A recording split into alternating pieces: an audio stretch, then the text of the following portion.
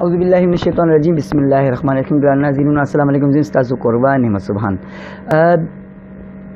फेसबुक बांधे योल्डे इशू शुरू दा पोस्टने की माता होम मैसेजेस राजी चे अलबिलिलाड़ो अलबिलिला का ट्रिपिंग दा निवी ग्रेडनर ट्रिपिंग मसाला दा पकली के मुंग सरा चिकम शख्सियत मौजूद दी मुंगरा रागी लावली रागियो چې دوی د عوامو سره او د وابډي والو سره دواړو سره ټچ دی او په دې حقله دی هلې ځلې منډې تړي شروع دي او د کارونه په دې ډول کې دی خپل فرض ادا کوي لګیا دی. موږ سره موجود دي ملک شهاب خان چمکني صاحب. السلام علیکم سر. وعلیکم السلام ورحمۃ الله. سر بیا خو راته دا وایي سر دا مسله څه ده او دا به حل کېږي څنګه جي؟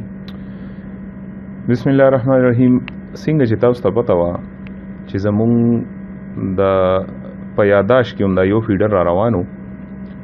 او د دې گذشته 3 کالو نه د ټریپینګ مسله وه او ډېر زیات پازاب شوي په هغې باندې مونږ هلې ځلې شروع کې د ارباب امیر ایوب په توسط سره د عمران شاه په توسط سره د ایس ډي او زمونږ حیدرعلي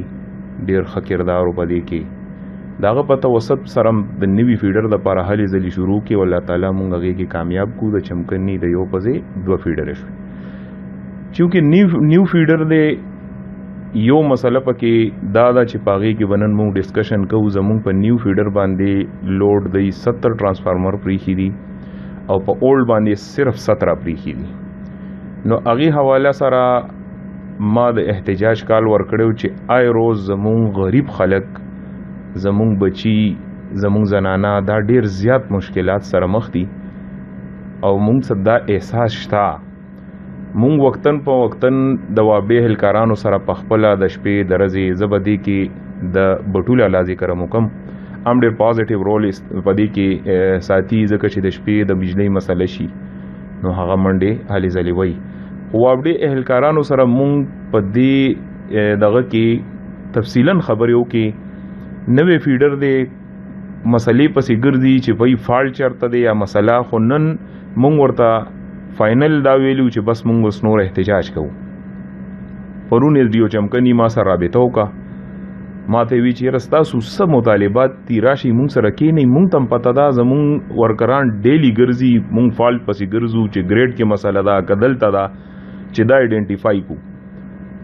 ما ورته خصوصا دا وی چې یو خو لوډ ایکول شیر کې مونږ ته ځکه چې 70 په یو 17 په بل دا هم زیاتې دی چې لوډ ایکول تقسیم شي زمونږ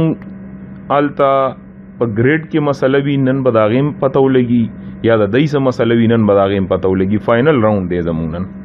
ځکه بس باقي مونږ هم د کلي د ماشومانو بچو زنانو ته نور نشو کتی خو د سوکنو حوالې سره چې څومره مسلې دي ان شاء الله مونږ به اډریس کوو مونږ به حل کوو. الله په فضل ډیره مهرباني.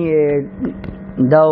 ملک شهاب خان چې په دې ګمبیر مسله باندې هغې خپلو خیالات اظهار وکړو ان شاء الله بیا به ملاویږو د یو نوي مېلمه سره یو نوې مسلې سره تر هغې پورې تاسو نه اجازه غواړو. د الله په امان.